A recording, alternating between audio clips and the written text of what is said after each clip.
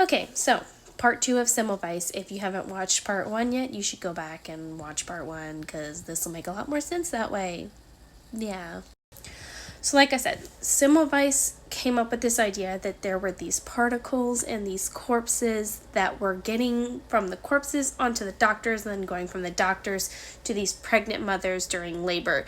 He didn't know they were germs. This is before the germ theory of disease. He just thought there was something in there that was making people sick. So because he was the head of this clinic, he made everybody start washing their hands before they went into delivery in a chlorine water solution. And the cases of this disease just like dropped out of the hospital. They were like pretty much non-existent at this point. So you would think that this would be like, okay, well, they found this great thing and now everybody's just going to start washing their hands and nobody's going to get sick anymore. Sadly, that's incorrect. Semmelweis was not a big public speaker, and at the time of him having this like amazing idea, he didn't publish anything. He kind of just said, you know what, take what I've taught you and go send it out to the world, but I don't want to go talk about it. So basically it was like a game of telephone, and people couldn't pass on the notes and say it the way that he said it, and without him there who discovered it to back up his claim, a lot of people just didn't accept it.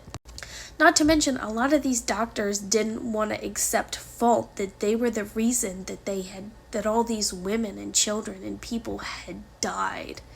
So his theory was basically just completely thrown out. And then in 1849, he was actually fired as the chief physician at this hospital. So he went back to his hometown in Budapest and started working at another hospital there. He put all of his stuff into practice there, and of course, nobody got sick there, but it was such a small town that it didn't show a whole lot of evidence for it.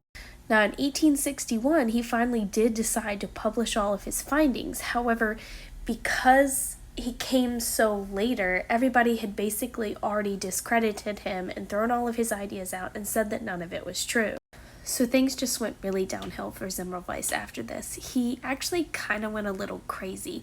He started drinking a lot. He started becoming super aggressive because nobody would believe him. Some scholars believe he might have had early onset dementia, and that was what was causing him to act this way. We're not 100% sure, but eventually he wound up getting thrown into a psychiatric facility.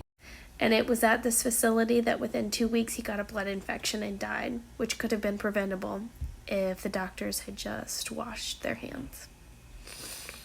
Wash your hands for Semmelweis, the more you know.